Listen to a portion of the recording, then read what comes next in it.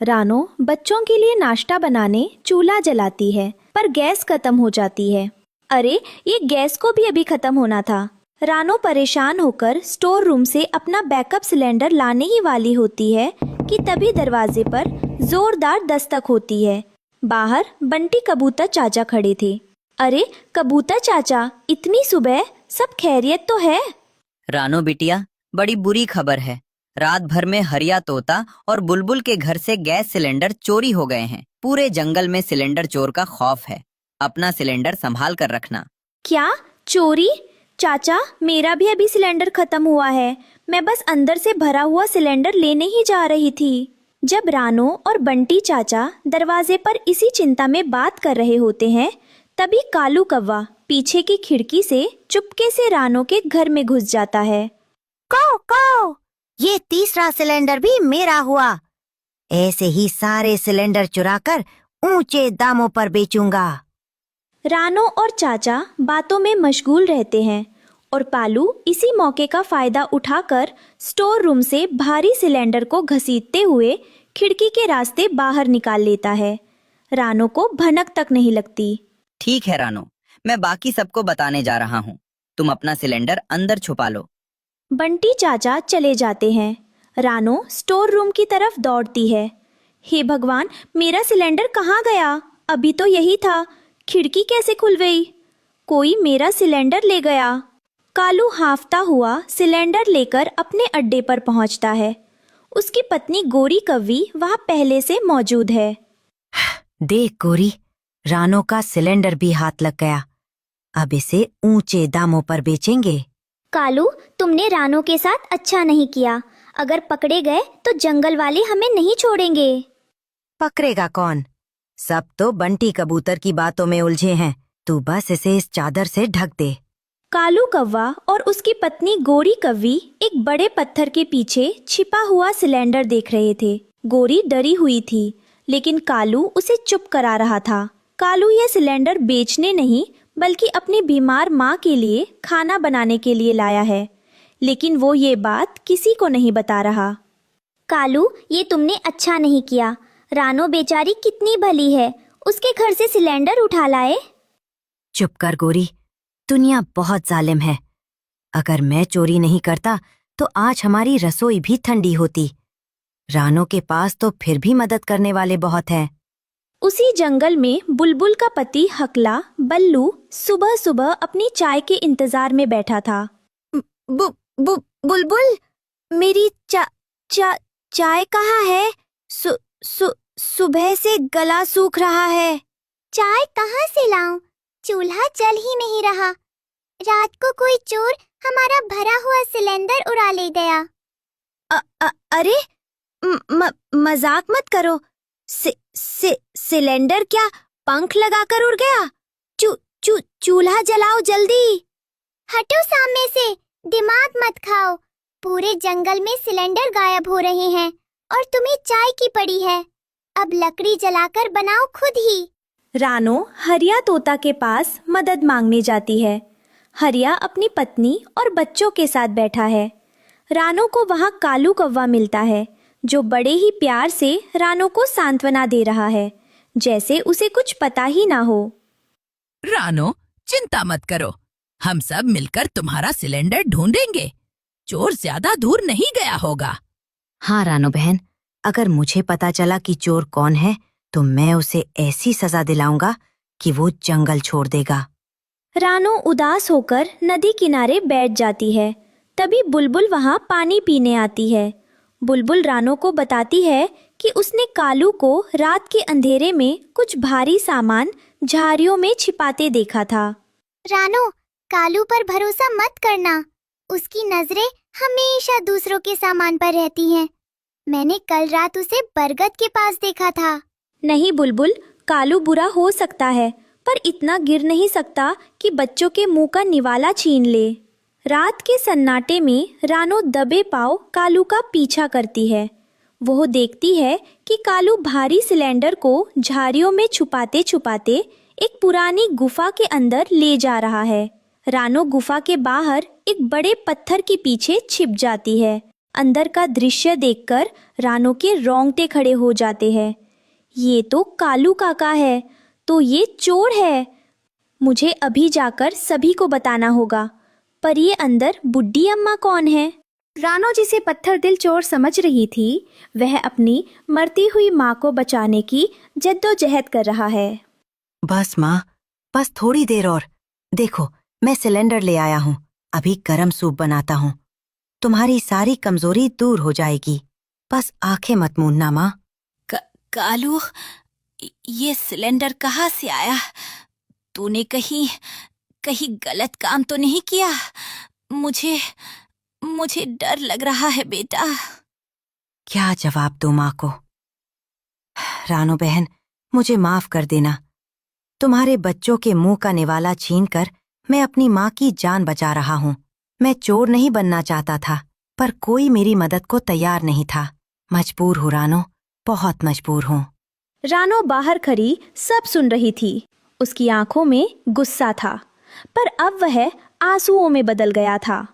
अगर मैं अभी शोर मचाकर सबको बुला लूं तो कालू पकड़ा जाएगा, लेकिन उसकी बीमार माँ बिना खाने और दवा के मर जाएगी। रानो एक बड़ा फैसला लेती है।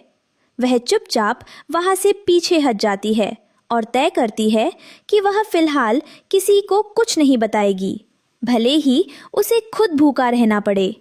कालू, तुमने जो किया वह गलत है, पर तुम्हारी माँ बेकसूर है। आज मैं तुम्हारी चोरी नहीं, एक बेटे की मजबूरी देख रही हूँ। पर याद रखना, सच एक ना एक दिन सामने जरूर आएगा। जंगल के बाजार में भारी भीड़ थी। बंटी कबूतर चाचा सबको शांत रहने को कह रहे थे। भाइयों और बहनों, चोर अब दूर नहीं है। मुझे पक्की खबर मिली है कि वो हमारे बीच ही बैठा है और शरीफ होने का नाटक कर रहा है। चाचा, साफ साफ बताइए, वह कौन है? हम उसे छोड़ेंगे नहीं। हाँ चाचा, जल्दी बताइए। मैं खुद उसे पकड़ने में आपकी मदद करूंगा। तो फिर मदद करो कालू। बताओ, कल रात तुम रानो के घर के पीछे क्या कर रहे थे? जैसे ही बंटी चाचा कालू की तरफ बढ़ते हैं, कालू डर के मारे भीड़ को धक्का देकर भागने की कोशिश करता है, लेकिन बंटी कबूतर अपनी फुर्ती दिखाते हुए कालू पर झपट्टा मारते हैं और उसे चारों तरफ से घेर लेते हैं। पकड़ो इसे। यही है वो गद्दार जिसने रानो की बेबसी का फायदा उठाया और सबकी नाक में दम कर रखा है। छोड़ दो मुझे इसकी बहुत जरूरत है। मैं चोर नहीं हूँ, बस हालात ने मुझे मजबूर कर दिया। मैं बाद में सबके पैसे चुका दूंगा, बस अभी जाने दो। पैसे बाद में देगा, और तब तक क्या हमारे बच्चे भूखे मरेंगे? इसे पंचायत के पास ले चलो। अगली सुबह बुलबुल और हरिया तोता कालू को पंचायत के सामने पेश करते हैं। रानो वहां चुपचाप खड़ी थी। कालू, तुमने न केवल चोरी की, बल्कि रानो जैसी बेसहारा बहन का भरोसा भी तोड़ा। इस जंगल में चोरों के लिए कोई जगह नहीं है। हम तुम्हें आज ही बेदखल करते हैं। हुजूर, मुझे मार डालो, पर जंगल से मत निकालो। मेरी बूढ़ी माँ गुफा में अकेली मर जाएगी। उसके पास न दवा है न खाना। झूठ बोल रहा है। सजा से बचने के लिए अब माँ का नाम ले रहा है। इसे धक्के मारकर बाहर निकालो। तभी रानो बीच में बोल पड़ती है, रुकिए, यह सिलेंडर कालू ने चोरी नहीं किया। मैंने खुद उसे यह सिलेंडर दिया था। क्या? ये तुम क्या कह रही हो रानो? पंचायत खत्म होने के बाद सब चले जाते हैं। कालू रानो के पैरों में गिर जाता है और फूट फूट कर रोने लगता है।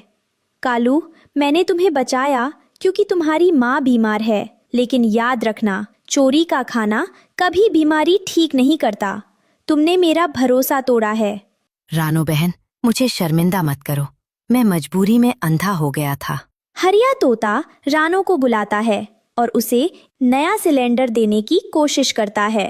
अरे, ये कैसे हो सकता है? मैंने इसे बड़ी हिफाजत से बचा कर रखा था। रानो बहन, ये तो पूरी तरह खाली है। शायद दुकानदार ने मुझे धोखा दिया, या इसमें से गैस लीक हो गई। हरिया भाई, शायद मेरी किस्मत में ही बच्चों को गरम खाना खिलाना नहीं लिखा। कल से घर में आग नहीं जली, बच्चे ठंडे पानी से काम चला रहे हैं। अब क्या होगा? अब क्या होगा रानो? पूरे जंगल में कहीं भी गैस का एक कतरा नहीं बचा। बंटी चाचा कह रहे थे कि ट्रक का रास्ता बंद हो गया है। अब तो सिर्फ पुरानी सूखी लकड़ी की आग का ही सहारा है, पर बारिश के मौसम में सूखी लकड़ी कहाँ मिलेगी? लकड़ी की आग से तो खाना बन जाएगा, पर छोटे बच्चों के फेफड़ों में धुआं जाएगा। और हरिया भाई, बूढ़ी कालू की माँ, वह तो धुएं से और बीमार हो जाएगी। क्या हम सब अब भूखे रहेंगे? लगता तो यही है। आज से जंगल में अमीरी और गरीबी का फर्क खत्म हो गया है, क्योंकि अब सबके चूल्हे ठंडे रहेंगे। हमें एकजुट होकर कुछ सोचना होगा। स्कूल में छुट्टी का समय है। बंटी कबूतर, हरिया तोता और रानो चिड़िया के बच्चे एक साथ बैठे हैं। तभी कालू कौवा का बेटा वहां आता है और सब उसे चोर का बेटा कहकर चिढ़ाने लगते हैं। मेरे पापा सबसे बहादुर हैं। उन्होंने कल चोर को पकड़ा और सबको बचाया। और मेरे पापा ने सबको सावधान किया। हमारे घर में सबसे बड़ा गोदाम है। क्या मैं भी तुम्हारे साथ खेल सकता हूँ? हटो यहाँ से, तुम तो चोर के बेटे हो। तुम्हारे पापा ने रानो आंटी का सिलेंडर चुराया था। हम चोरों के साथ नहीं खेलते। रुको, इसे चोर मत कहो। मेरी माँ कहती है कि इंसान से नहीं, उसकी बुराई से नफरत करनी चाहिए। मेरी माँ सबसे महान है, क्योंकि उन्होंने कालू अंकल को माफ कर दिया और उनकी बीमार माँ को मरने से बचाया। रानो के बेटे की बात सुनकर सब बच्चे चुप हो जाते हैं। तभी कालू का बेटा रोने लगता है और बताता है कि उसके पापा अब बदल गए हैं और वो पूरे जंगल के लिए कुछ बड़ा करने वाले हैं। मेरे पापा बुरे नहीं हैं, वो तो बस दादी को बचाना चाहते थे। रानो आंटी ने हमें माफ करके हमें नया जीवन दिया है। चलो, हम सब दोस्त हैं, आओ मिलकर खेलते हैं। कालू कौवा अकेले पहाड़ पर बैठा है। उसे वहाँ एक पुरानी गुफा में कुछ पुराने भरे हुए सिलेंडर मिलते हैं, जो सालों पहले वहाँ छोड़े गए थे।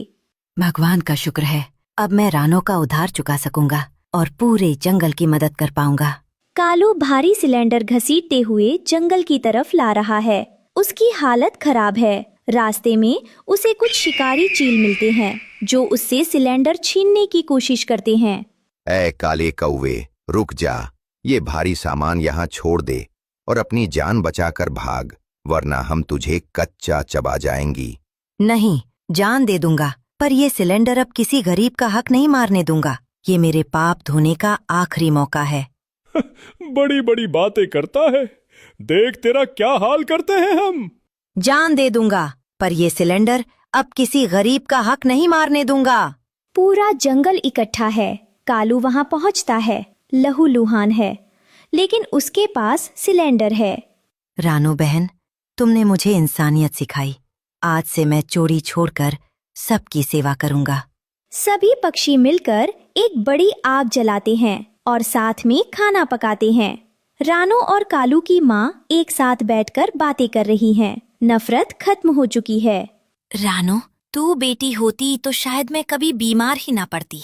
कालू को तूने नया जीवन दिया है। सूरज निकल रहा है। रानो अपने बच्चों को उड़ना सिखा रही है। कालू दूर से उन्हें देख रहा है। जंगल के बाहर से गैस की नई गाड़ी आती दिखाई देती है। मुसीबत टल चुकी है। जब हम साथ होते हैं तो बड़ी से बड़ी मुश्किल भी छोटी हो जाती है। इस कहानी से हमें सीख मिलती है कि मजबूरी में किया गया गलत काम भी गलत ही रहता है, लेकिन ईमानदारी और माफी से किसी का भी दिल बदला जा सकता है। परिवार और एकता ही सबसे बड़ी शक्ति है।